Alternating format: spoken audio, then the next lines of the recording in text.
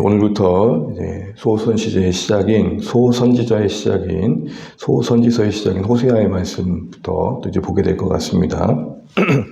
호세아의 말씀은 한마디로 하나님의 끊임없는 끝 꺼지지 않는 이스라엘의 어떤 사랑, 이런 메시지로 묶어 볼 수 있습니다. 오늘 1절 말씀을 주게 되면 호세아에게 하나님의 말씀이 임한 시대적 배경이 언급되는데, 선지자가 선지자의 사역을 하게 된다는 것은 그 말씀이 임함으로 시작되는 것이죠. 그 시대의 왕의 이름은 여로보암으로 소개되고 있습니다. 여로보암 2세라 부르기도 합니다. 그 시대에 처음 호세아에게 주어진 말씀의 내용은 오늘 본문에 우리가 읽은 것처럼 음란한 여인을 맞이해가지고 결혼을 하고 아이를 낳으라라는 이야기로 되어 있습니다. 그의 여인의 이름은 고멜이죠, 고멜. 여기서 음란하다라는 것은 단순히 남녀간의 부정함이 아니라 우상을 섬기는 여인이라는 의미입니다. 하나님 편에서 순전하게 하나님만을 섬길 이스라엘 백성들이, 그의 백성들이 하나님 안에 다른 것을 섬기는 것 자체가 영적으로 보면 간음하는 것이고 음란한 것이다, 이런 표현을 담아내고 있는 것입니다. 그런데 오늘 하나님께서는 호세아에게 그와 결혼하라 하십니다. 사실은 이 자체만 두고 본다면 사실 말이 안 될 만큼 상당히 어떻게 보면 선지자로서는 도저히 받아들일 수 없는 비윤리적이고 그리고 하나님의 율법을 어기는 행위죠. 결코 받아들이기 어려운 명령입니다. 당시의 어떤 자신의 어떤 신앙적인 입장이나 신앙적인 이유만으로도 또 사회적인 간섭으로도 용납하기 어려운 것입니다. 이렇게까지 해서 하나님께서 말씀하시고 싶은 것들이 분명히 있었겠죠. 그러니까 하나님 편에서는 이런 어떤 낯설게 말하지 않으면 안 될 만큼 이스라엘의 음란함이 심각했다는 것이겠죠. 선지자로 부름받은 자가 음란한 여인과 결혼한다? 당시 사회 내에 상당한 이슈가 되었을 겁니다. 그런데 아이를 낳을 때마다 짓는 이름이 특별하다는 겁니다. 누가 아이를 낳을 때 국률이 없다, 내 백성 아니다, 심판이다, 이렇게 짓겠습니까? 다시 말해서 당시 사람들에게는 이 선지자의 결혼과 그 낳은 자녀들의 이름은 메시지가 되어야 했고 그렇게 들려지기를 기대하셨던 겁니다. 그런 한편 호세아 입장에서는 그 시대의 아픔을 온몸으로 함께하고 있는 고통이기도 했을 것입니다. 이런 가정 속에서 낳은 아이들의 이름이 이제 소개되고 있는데요. 1장의 4절을 보시게 되면 먼저 아들의 이름이 이스리엘입니다. 이스리엘이라는 이름 자체는 하나님께서 심다, 또 하나님께서 뿌리시다라는 의미의 긍정적이고 또 부정적인 의미를 다 갖고 있는데, 오늘 여기서는 부정적인 측면의 의미가 연결되어집니다. 그것은 역사적인 배경과 관련되어 있는데요. 4절 중반절 보시게 되면 이스르엘의 피를 에우의 집에 갚으며 라고 되어 있습니다. 이스르엘의 피를 에우의 집에 갚으며. 이 이스라엘의 피는 에우가 오므리 왕조, 아합 왕이 있었던 아합 왕의 왕조였던 오므리 왕조를 멸할 때 쓰임 받을 때 하나님께서 그에게 심판을 할 수 있는 어떤 도구로 그를 쓰시는데, 그 기회를 너무 과도하게 자기의 욕망을 위한 도구로 사용해서 너무 많은 사람의 피를 흘리게 됩니다. 그 이스라엘 평지에서 그 많은 학살을 하게 되고, 그래서 이스라엘은 피로 덮이게 되죠.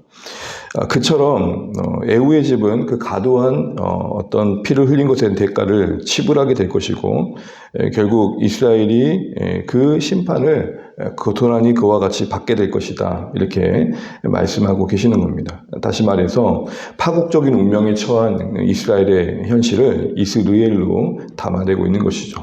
피로 얼룩진 에우 왕조처럼 우상에 빠진 이 이스라엘도 머지않아서 이런 피 흘림을 당하는 형편에 놓이게 될 것이다 라는 것입니다.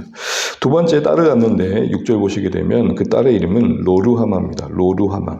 로라는 말은 노라는 말입니다. 뭘 부정하는 거죠. 루함마라는 말을 부정하는 건데, 루함마는 국률인데 로루하마라고 하는 것이니까 결국 국률이 거두어진 그런 상태를 의미하는 것입니다.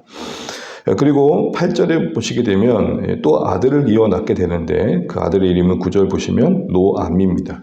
암미는 내 백성이란 말이고, 노라는 말은 아니다란 말이니까 내 백성이 아니다, 이런 이름을 짓고 계시죠.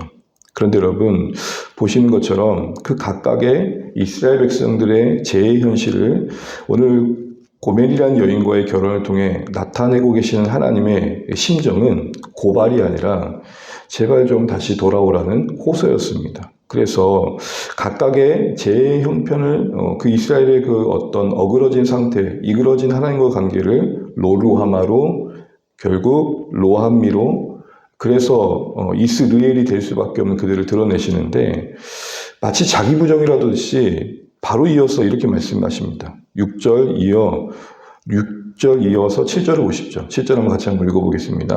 호세아 1장 7절입니다. 그러나 내가 유다 족속을 국률이 여겨. 네, 거기까지요. 앞서 국률이 여기지 않겠다. 로루하마다. 너희는 로루하마야. 라고 했는데 바로 이어서 뭐라고 말씀하십니까? 내가 국률이 여기겠다.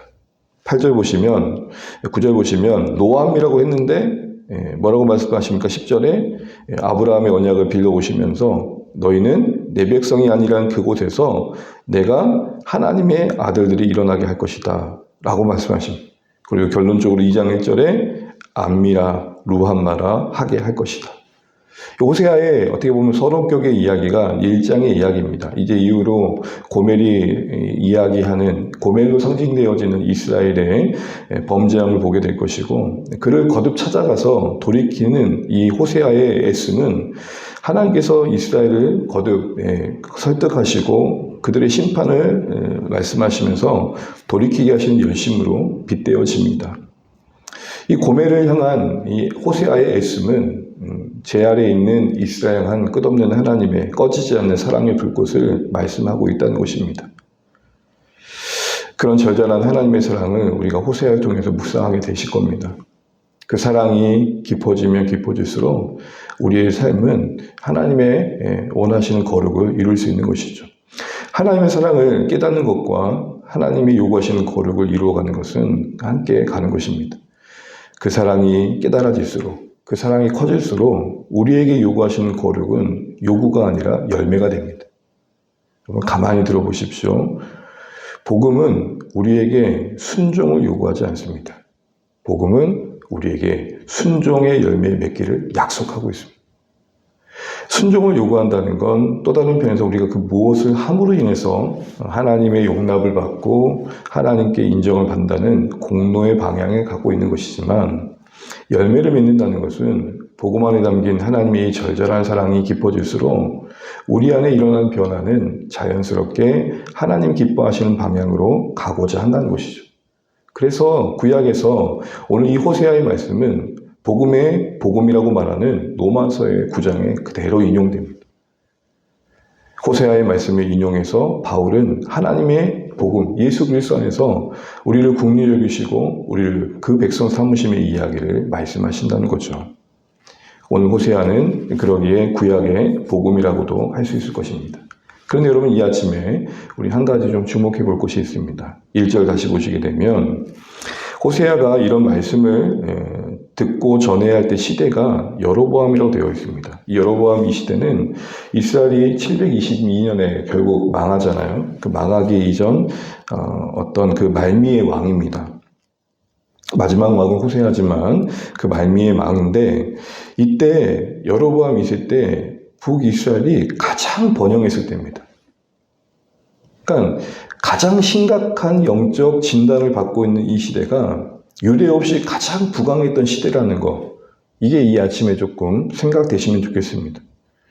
가장 풍요롭고 가장 번영을 이루었던 그 시대가 가장 하나님 앞에서 배역하고 심판을 받을 선언을 받고 있는 자리에 있었다는 것이죠. 부국 강변이 그들의 경건을 어떻게 보면 더 멀어지게 했다는 것입니다. 그러니까 이 호세아의 힘겨움은 뭐냐면 고멜이라는 부정한 여인까지 결혼하면서 메시지를 전하고 있는데 시대적으로는 그 심판에 대한 예언이 들리지 않는 만큼 너무 잘 살았다는 겁니다. 그게 이제 호세아의 어려움이었습니다. 유례 없이 부유하고 강하니까 아무리 부정한 여인과 결혼해서 이야기를 해도 하나님이 그렇게까지 해서라도 이스라엘의 죄를 드러내시고 돌이키기를 요구하셔도 여전히 낯뜨거울 만큼의 음란한 나라가 되어가는 것들을 볼 수밖에 없게 되더라는 것이죠. 그런 의미에서 어떻게 보면 번영은 영적으로 보면 재앙이 될 수 있는 겁니다. 우리가 잘 되기를 구해야 되고 우리의 형편이 나아지기를 구하는 게 그 자체로는 절대 잘못된 게 아닐 것입니다. 문제는 뭐냐? 우리가 우리를 너무 모른다는 겁니다. 그건 저도 마찬가지입니다. 당장에 조금만 아프다가 낑낑 될 때가는 아유 주님 그랬다가도 조금만 나아지면 어떨 겁니까? 언제 그랬냐는 듯이 또 제 마음에 또 교만함과 또 하나님 기뻐하지 않는 생각들을 하게 될 때가 참 많이 있습니다. 그만큼 우리는 어떻게 보면 그 어떤 편안함과 부유함 속에서 하나님께서 원하시는 방향으로 갈 수 있는 것이죠. 그래서 어떤 신학자는 이렇게 말했습니다. 영적으로 보면 어려움보다 가장 큰 장애물은 아니랍니다.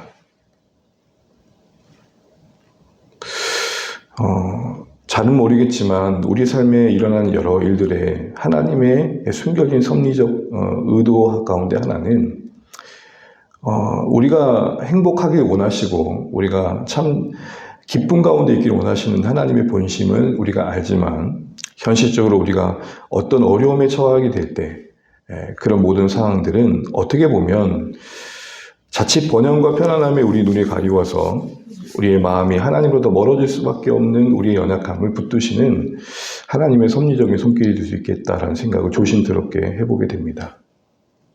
우리 모두 다시 한번 이 호세아의 말씀을 오늘부터 쭉 읽어가실 텐데 무엇보다도 그 음란한 아내의 고뇌를 품듯이 여전히 이스라엘을 품고자 하시는 하나님의 애씀 그 이면에 있는 꺼지지 않는 그 사랑의 불꽃을 보시면 좋겠습니다.